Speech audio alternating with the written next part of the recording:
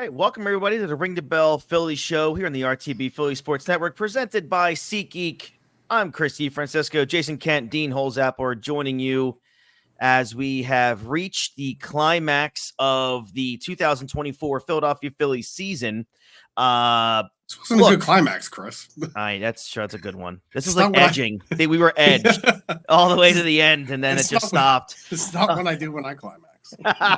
So, all right, let me just kind of kick things off here as I'm seeing people starting to hop on now. Again, welcome to the show. If you're watching us on YouTube, like this video, subscribe to the channel, and ring that bell for notifications because the Phillies sure as fuck ain't going to be ringing any bells for a long time. So here, look, I'm not going to say I'm in a bad mood. I'm not in a good mood. I'm just going to say this. And look, there are times, and Jason probably knows this is coming because he's the one that yelled at me for the last 4 months to stop.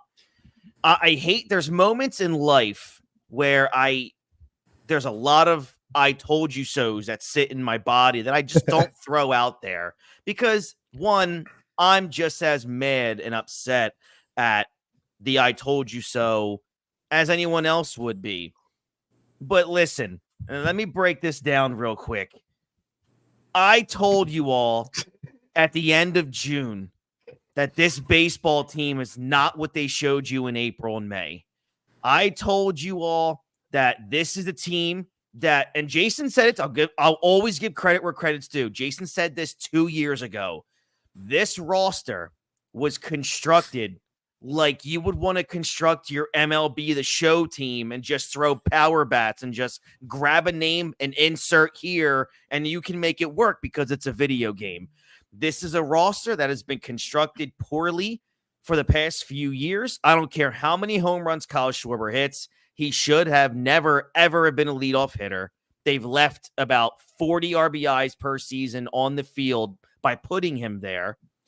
You give a 11-year contract to a 30-year-old shortstop who can't play defense, can't hit in the clutch, can't really do much at all. When he's hot, he's hot. That's great, but that's not enough. The same thing. Let me just give a little stat here just to ring a bell a little bit for everyone. No pun intended. The Phillies lose. Season ends. They lose 4-1 after a huge grand slam by Francisco Lindor off of the Phillies closer pitching in the 7th inning. The Phillies 5 through 9 hitters went 8 for 69 in this series. Their bullpen allowed 16 runs. Another thing, just to say those 16 runs came in 11 2/3 innings. Not to cut you off, Chris. That's one more hit than Castellanos had the whole series. That's beautiful. That's a 12.34 ERA for the bullpen. The Phillies bats are just as horrific. They had 1 run through 6 innings in game 4, 0 runs through 7 innings in game 3, 0 runs through 5 innings in game 2, 1 run through 8 innings in game 1. The Phillies were 0 for 6. 0 for 8 with runners in scoring position, 2 for 23 overall in terms of hitting. This team, none of it is surprising to me. This is who I thought they were. Okay. In the entire series, the Phillies offense hit 186. The only thing this team had is Bryce Harper hit over 330, walked 5 times. He did what he was supposed to do, but literally nobody around him did anything except for Cassie for 1 game. This is the kind of, and again, I'm going to say this again, the manager, and I know John's not here and he's going to appreciate this. The Phillies have a manager problem. He's a loser. This roster is full of losers. This manager flat out lied to his fan base when he told the world today that if Ranger needed to be taken out, Christopher Sanchez would be ready to go to throw probably 35, 40 pitches, which couldn't get you, depending on how things go, 3 to 4 innings, maybe. Who knows? At least 2. Instead, he goes to Jeff Mitch Williams Hoffman and a guy who obviously for the last month has been roasted. I mean, his arm is cooked. And evidence of that is he's probably broke part of the backstop in Citi Field in the inning that he threw. He almost broke JT Realmuto's throwing hand on a wild pitch. Again, this is and Topper let him stay in there. He just let it go in there and lose the season for the Phillies. You live by loyalty, you died by it. I think he's a nice guy. He's a nice dude. He's a baseball lifer. He's not a baseball manager. He just is not a baseball manager. I don't think so. He went with that kiss of death one more time, which was that bullpen, and that ended the season. Along with his offense that he throws together, he gets a fucking pair of darts every morning during this playoff season, throws darts at names of who he's just going to swap out of the lineup. He benches 2 lefties in game 3 because they went up against Manaea, but then he plays those same 2 lefties again and then benches the righty who is 5 for 9 against Quintana because, intelligence, one of those things. It just doesn't work that way. He has no idea how to coach. He has no idea how to coach in the postseason either. He says one thing and he does the opposite. And the Phillies are going home to their mansions or wherever they go. And the Mets, the friggin' Mets, are going to the NLCS. I'm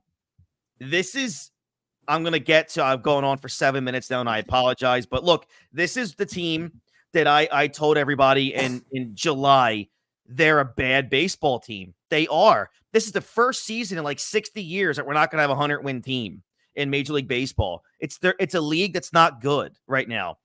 There's so much parity because no one's good. And the Phillies are like the 4th highest payroll in baseball. And they're terrible. Jason and I were on the phone and we cheated a little bit. And we talked right before we went on the air. You could tomorrow in 6 weeks sign Juan Soto. And it would not improve the team. Please don't. There is so many needs on this roster that one, and I said this before, and I'm going to put it up here, that the window is officially closed on this current Phillies era. You've now wasted what now 5 years of Bryce Harper's prime. 6 years, right? 19, 21, 2, 3. Yeah, 6 years. 6 seasons of the 13, which a lot of it's his prime. Uh-huh. And now you realistically, and I'm going to go to you first, Jason. It's not going to happen in one offseason. We know that. But this is going to be a rough offseason for Phillies fans. And when they realize there's not much this team can do with the contracts that they have. No, because the only way to really do anything, we've said this many times. You're going to have to trade, at least Casty and Schwarber. I'm thinking because you need to fix your outfield. You don't have a great outfield. Rojas, you can't run out there again. Right. And you got to make a decision at some point on Marsh because you don't know what he is. Is he a guy that's going to be an everyday player? You need a guy that's going to give you a good amount of at-bats. So you got to, it seems like they don't want him to be an everyday guy. So there's just so many. And now after you really thought you had a good bullpen, you're not sure. So there's just, I agree. There's so many needs, but the contracts, there's so many contracts and all they're billionaires. They can afford it. Well, a billionaire doesn't just want to pay $1 billion to a damn player. He's going to have to, and that's what Juan Soto is going to cost. So there's so many other needs. You have to allocate that money elsewhere, I don't know where you start. And that's the issue. Cause I said it from show one. I've said it when they signed Cassie and Schwarber and, you said it earlier. It's so terribly constructed with the stars that they got. Yep. And Nola's not an ace. He's very, he's not, the only great thing we had, it may suck. Maybe you might have to trade Wheeler. He might be the most guy you could be affordable to because he's going to get you the most back, the most value. Yeah, but there's so many holes. And it's not going to be fixed in an off season. I do believe they can make one more run. I think if you get rid of Casty and Schwarber, maybe if you can sign Soto, maybe if you do one season Soto and get get Corbin Burns, but I really want to go after Corbin Burns this offseason. He's my number one target. Because they need to add, you got to get somebody else in there because the way this rotation looked, at the end of the season, they came limping in. It was great to Yeah. see Ranger really battle through today, but Yeah. you weren't excited. You didn't even want him to start this game. So that goes to show you how bad he was pitching going into it. So I don't know where you I don't know where you start. It's tough. Dean, how about you, man? I mean, listen, let's be honest. Most of this squad is going to come back next year. Yeah. God, which if the rest of the squad constructed around the big names is done right, is fine, right? If you can go out and get like a Tommy Pham, a Michael Conforto, guys like that who can just like stick the bat out there and get a single, you know what I mean? That's what you need. Like, we need to stop going after all these big names. Like, I'm sorry, I don't even want to hear the Phillies name at all for Juan Soto. We're pissing money down the drain for Trey Turner, who's not a bad baseball player, but this is the second postseason in a row that he has done fuck all for this team. Yeah. And he's getting $30 million a year for that. Thank you very much, Trey. Yeah. And so I'm going after guys like that. I would go after Corbin Burns too, because you clearly need a second pitcher. And bullpen help. I just don't know where you start. That's the problem. I would probably send a message and maybe trade a guy like Bohm. I don't think the big names are going to go anywhere, which is, I guess, fine. Schwarber had a good year.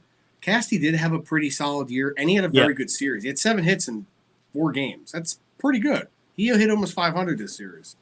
And I was like ready to rip him after the series, but he shut me up. The rest of the lineup didn't do shit. Like, Bryce Harper had like 1 hit this whole series, and it was a 2-run home run. Like, so Jason, you brought up a good point too. This is a roster that needs to get guys that just hit the ball, not dudes that can bop it out of the park.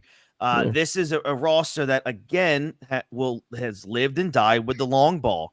If they're not hitting the ball out of the park, you have a really good chance of beating this baseball team every night. And that's what we can't have. I mean, look, they're so home run focused that Kyle Schwarber has been your leadoff hitter for 3 seasons. Like, that's how focused they are on the home run ball, that the only reason he's there, as said by the manager, is he's a home run threat. Yeah. Which it works to an extent. But he shouldn't be there. And I agree with that. I've always agreed with that. I would prefer him to be in the 4 hole. But it does kind of work with him. How'd that work game 1, bro? Worked fantastic. He was only run scored. I know. It doesn't matter if he was in the 4 hole. Nobody's getting on base in front of him anyway. Again, the Phillies, the 2 main reasons the Phillies fell behind in this series were the 2 main reasons why they lost the NLDS. The offense just didn't show up. Again, the relievers the Phillies relied on all season, throughout the regular season at least, were just completely ineffective.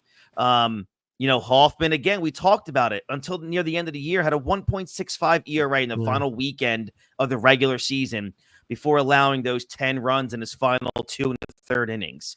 He took losses in game 1 and 4. Like, he was brutal. He got the win in game 3 or game 2. I'm going to ask you, Jay. He literally told us that once Ranger was ready to come out, it was going to go to Christopher Sanchez. In an emergency, you could go to Zach Wheeler. Why did he, 1, go to Hoffman? 2, why did he leave him in there so long? I was okay with him going to Hoffman. It's the bigger issue was the leaving him in so long. Was when you could tell, and even the announcer said it, like before they even started the inning. It's you never know. Hoffman was in there for a little while. He's been warming up and down. He's been up and down all game, starting in the 2nd inning.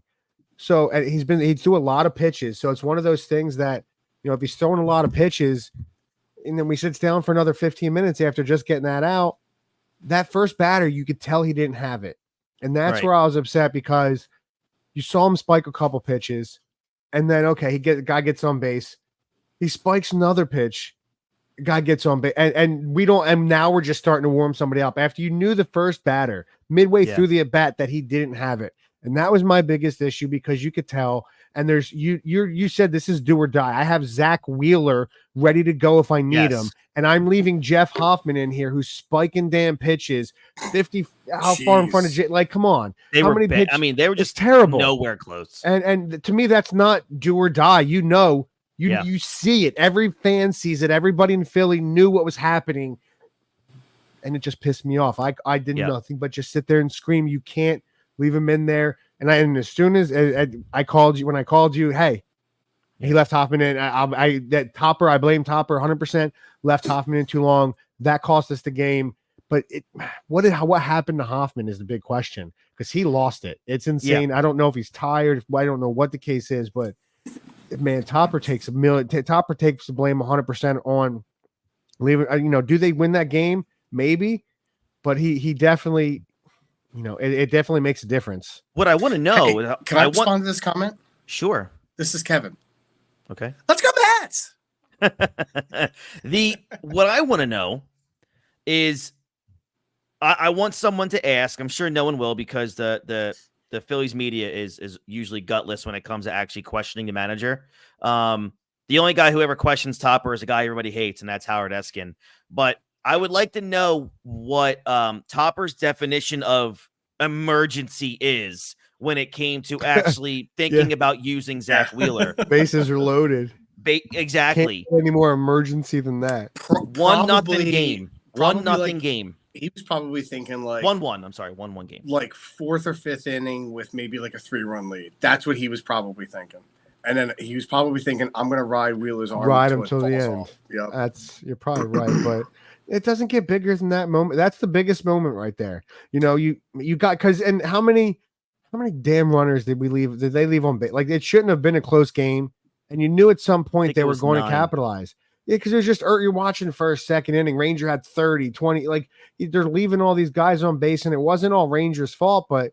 He pitched out of a lot of good jams. He did. Hey, look, he did. I mean, he actually said history. I think I forget what the number was, but he's the first pitcher ever to allow like 4 hits in the first 2 innings and walk over 2 guys and not give up a run. Yeah. I mean, look, that dude's got ice water in his veins. He really does. Like, look, I wasn't confident in him at all going into this game, but I will say this: as he progressed, he was getting more settled in.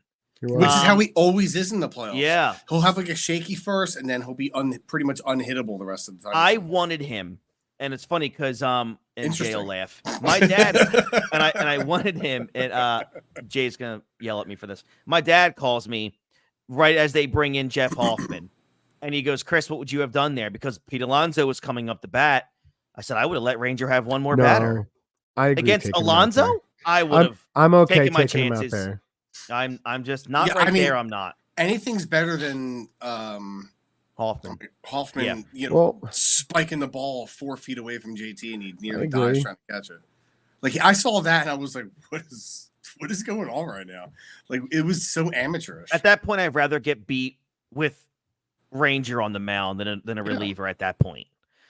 I mean, I was tired of getting beat by relievers. I would like that for was my the biggest issue. That was because none of them looked great, And then you could tell, man, Lindor missed that. He just missed that first one, man. Yeah. And he squared up that hundo. Yep. Mm-hmm. I still put most of the blame on the bats, though. Of course. And again, you can't score 2 runs. You can't score 2 runs in the first game. And the second game. You got to give the bullpen, though. Bullpen gets just as many. I understand. I understand that, but again, as poorly as the bullpen and the starters were, the offense was just worse. The Phillies scored 2 runs before the 6th inning in the NLDS. 2 runs in 20 innings. I agree with that. One was Kyle Schwarber's leadoff home run in Game 1. The other was an error from Mark Vientos in the 4th inning of Game 4. Look, there's no specific. Look, it's not really bad.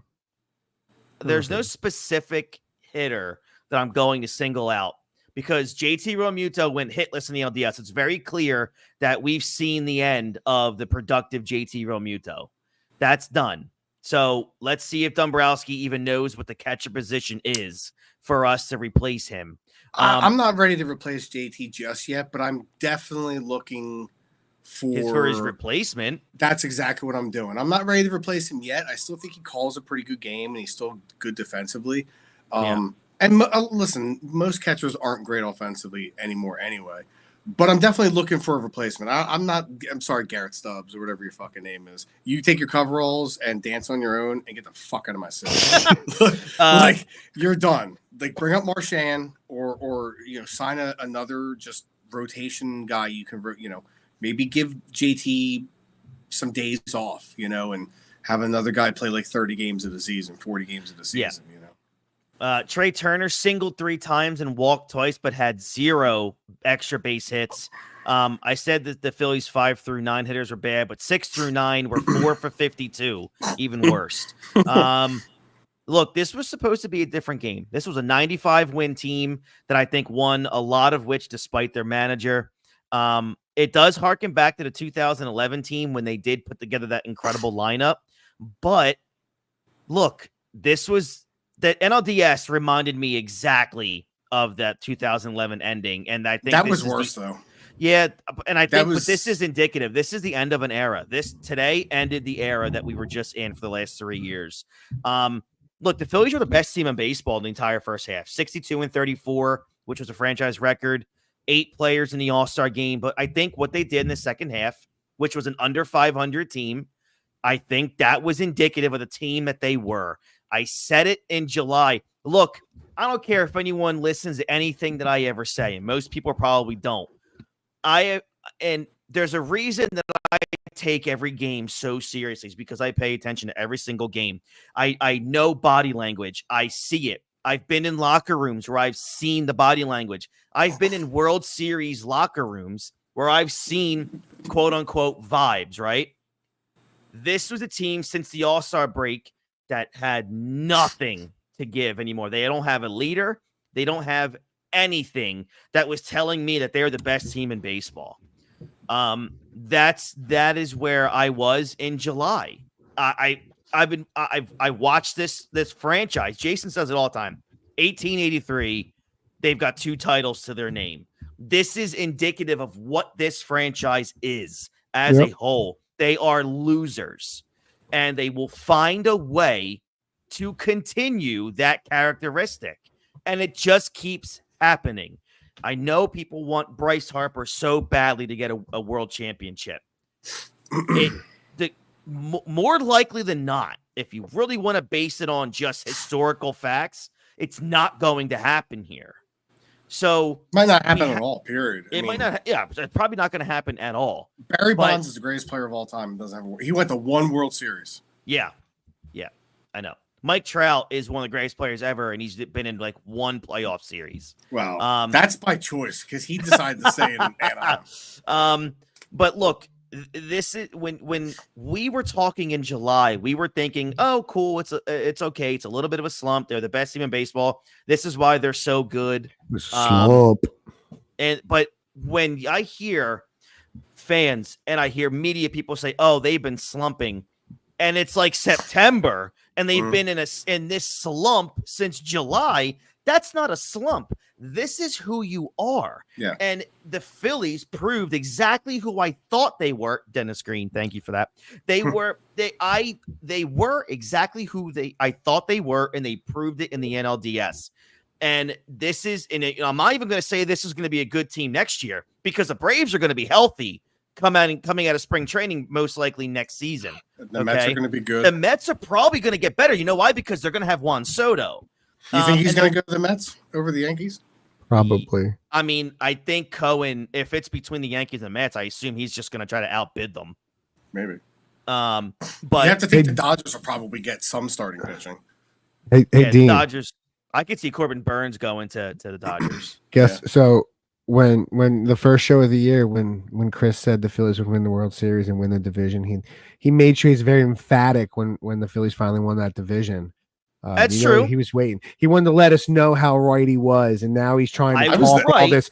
Now he's trying to talk all this stuff, trying to talk all this. I knew, but deep down inside, he was waiting for that World Series just to ram it in again. That's not true. Because I said in the beginning of the year, the team wasn't good enough, and they didn't add pieces. I obviously I stepped away from the show, but my prediction would have been not even the playoffs. Like, I had a bad feeling about this season. I really did. It doesn't shock me though. That's a Dean prediction. But for 4 months, they were 3 games above 500. Yeah, like that's not a good baseball. It's tough. No, they weren't. I mean, so I just had a really weird feeling about this season, and they got off to a hot start. We all loved it. We were high-fiving and all that stuff, and then yep.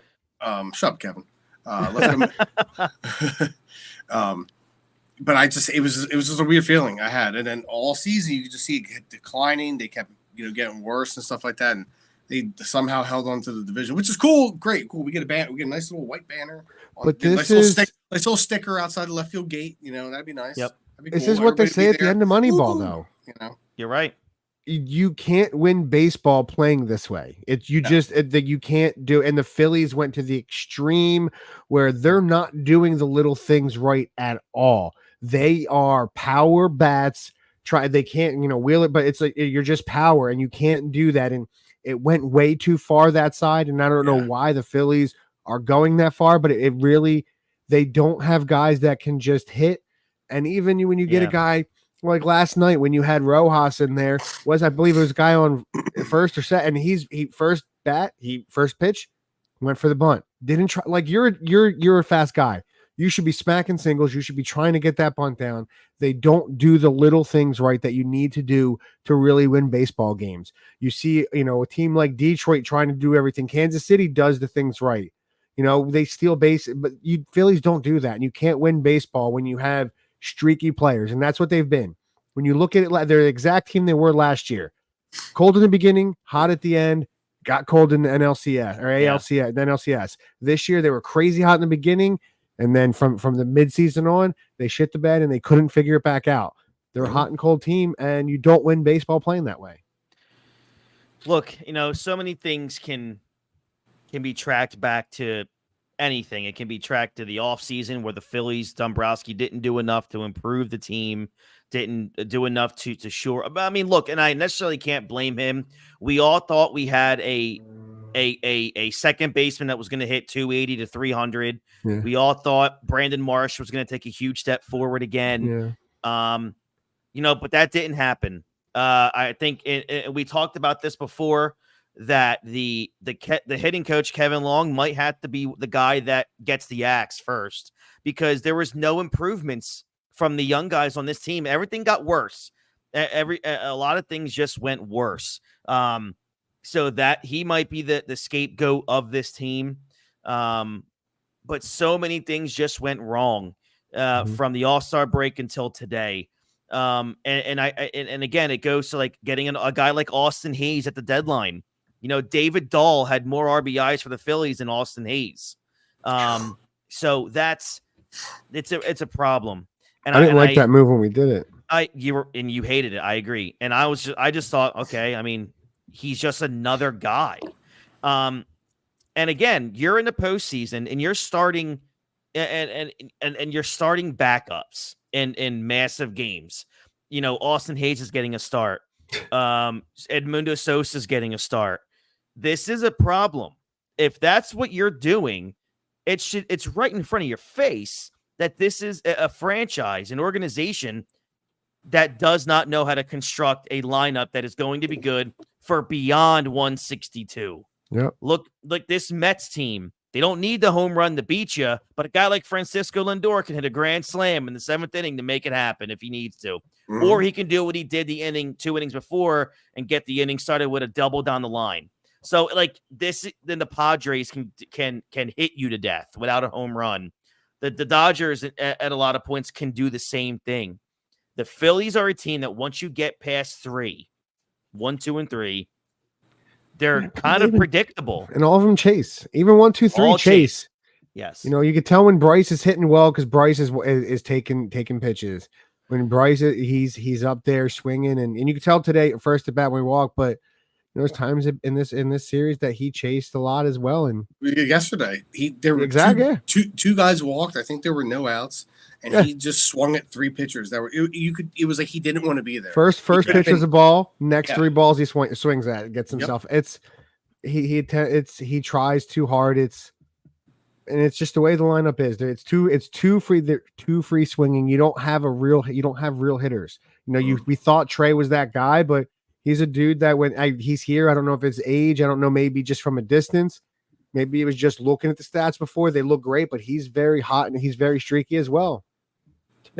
So Corey Seidman of NBC Philly says it best right here, and I really can't even top this. Zach Wheeler had another Cy Young caliber season. He, Aaron Nola, and Christopher Sanchez made every start. Harper, Schwarber, and Nick Castellanos each played 145 games, Cassie playing all 162. But players' primes don't last forever, and this is another massive year wasted. Many of their players will remain Phillies in 2025, but this particular cast of characters looks to have run its course. So, and that's what I said at the top of the show, and I'm reading it now. The era is over. Will they compete next year? Yeah. The National League sucks. They're going to win, between 88 and 93 games. They're going to do that, barring any kind of injury. They'll probably make the playoffs. But if that's what you want, then that's great. If you want to just compete, that's fine. Whatever. I don't want that. I'm tired of it. We had that, when you get so close in 22, you saw in 23 just slip away, and then you just bomb out this year. 22 is the problem year, if you think about it, because if they don't get to the World Series, we don't have that expectation for them to get back every year. You know what I mean? But they got there and choked away a World Series victory. Yeah. It wasn't like they got swept by. Oh yeah, they were no hit. They were up. They were up 2-1. 2-1 with home field advantage and choked. You know what I mean? So so the expectation to me, and we all did it when we were on the show. We all picked them next year. You gotta get back to the World Series. That's the expectation. Yeah. And they didn't do it. And then it's getting lower and lower. If they were just breaking through, getting in, and then maybe going the opposite direction where they were building to the World Series, it would be, I think we'd have a different mindset. The problem is we made the playoffs, went straight to the World Series, and now we're falling short, and they're looking bad falling short. It's not like you're going 5 games, 7 games, and you're stretching it out, you're getting long playoffs, and you're battling. You're like falling apart, and you're looking like you don't deserve to be in the playoffs at all, because that's what it looks like to me. You don't deserve to be there, because there were better teams that didn't make the playoffs. Yeah, I mean, look, at least Taijuan Walker got to watch another one from the dugout, right? I'm glad he's making all that money. Right? So, look, here's the thing.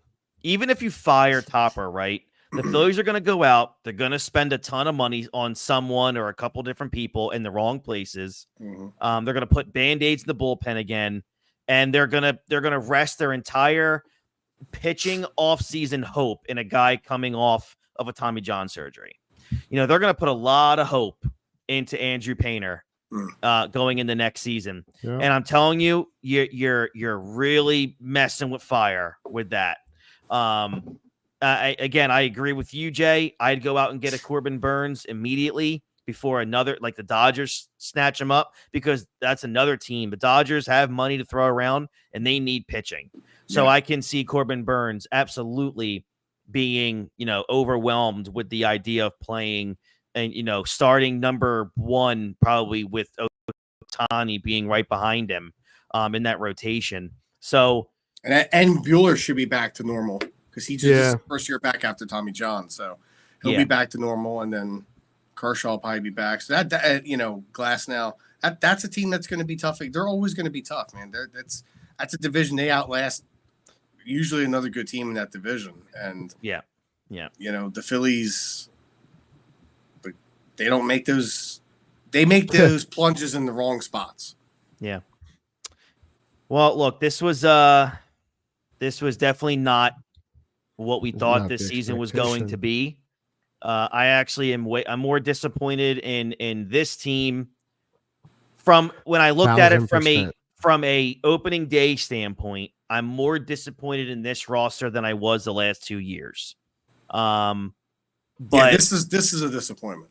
And I said this in a text message yesterday, and I mean it. And again, I don't mind coming on here and saying this, that I was hoping that they would lose tonight painfully, which they did, and get out of this series quick, because the only way Dave Dombrowski is going to be able to fix this thing is to realize what he's got. And this series showed wholeheartedly what they lack, what they're lacking.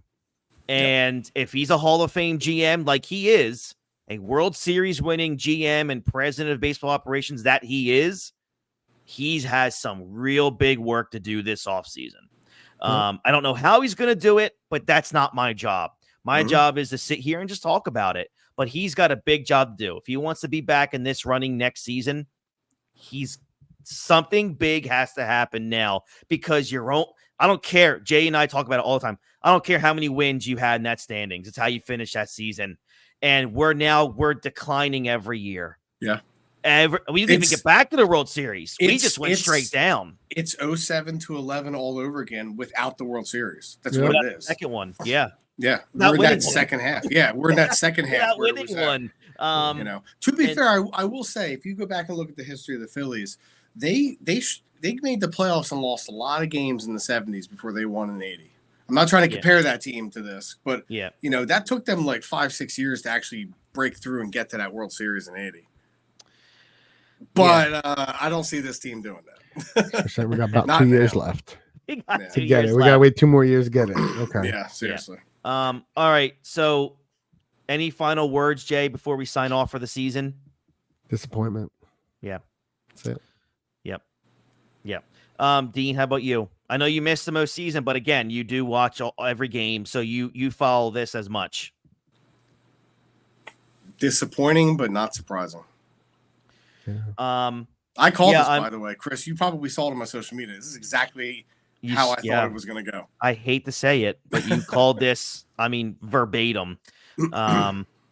So, look, this is going to be the end of the Ring the Bell Phillies show until they do something in the offseason, if anything happens, especially December during the winter meetings. If the Phillies do anything at all, obviously, if there's any firings or anything like that, we'll do a pop-up show. But this is going to wrap us up for the season. I did not expect, a month or two ago that I would be not doing a Phillies show beyond October 9th. So I'm really sorry for my language, but, fuck you Phillies for that. I was really hoping for at least an NLCS coverage at the very least. But we didn't get that. And they have nobody to blame but themselves from top to bottom. And this one's going to affect the fan base, I think, for a long time. It really will. I'm done with the Red October bullshit because nobody cares. Yeah, we're being a home in that ballpark. No one's scared of us anymore until you prove otherwise. And you've become the Sixers. This is the Sixers. They're up there with the Sixers for me now. Yeah. You're my team. I support you.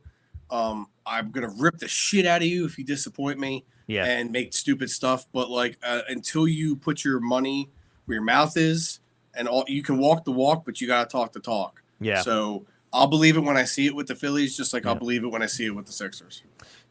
So big off season ahead. We'll see what happens, and we'll be here with you guys if anything does happen. Of course, you'll see my face a few times during the Eagle season, and then every other week. I'm sorry, or every once a week talking Flyers hockey. So that starts obviously this weekend as well. So for everybody here at the Ring the Bell Phillies show, it's our second full season completely wrapped up. And still no championship. And this is just unbelievable. Thank you, Jason, for everything as always. You're the when I can't do something, you always step up to the plate and take care of business. And I'm so grateful for you. Check out Jason on the Cowboys Takeover Show, which is on the Ring the Bell Network. Dean, thank you very much for hopping on. I hope to see you again, obviously, going into next season. We'll obviously discuss that, how often and all that stuff. But thank you to John also for coming on, doing this stuff with the Phillies. He probably would have came on here and would have been the most positive, and I'm really happy he's not here. because I just would have been so mad. But no, thank you to everybody for tuning in. We broke so many number records this baseball season with our subscribers, our views, our likes. Just unbelievable. The volume of everything that's been happening on this network. I'm really grateful. I'm sorry that we didn't get to talk about a World Series. Hopefully that comes in some time. I don't think so, but let's all hope for that. But thank you guys so very much. For Jason Kent and Dean Holzapple, I'm Chris Francesco, and this has been the Ring the Bell Phillies show of the 2024 Phillies, ending in absolute despair, ending it on City Field. Mets Field. Yeah, I agree. Ending it I love in that Mets, stadium. ending it in Mets territory. Would. Just a It's a fitting nice park. ending. But I'll Okay. talk to you guys down the road. Have a great one, everybody, and no Phils.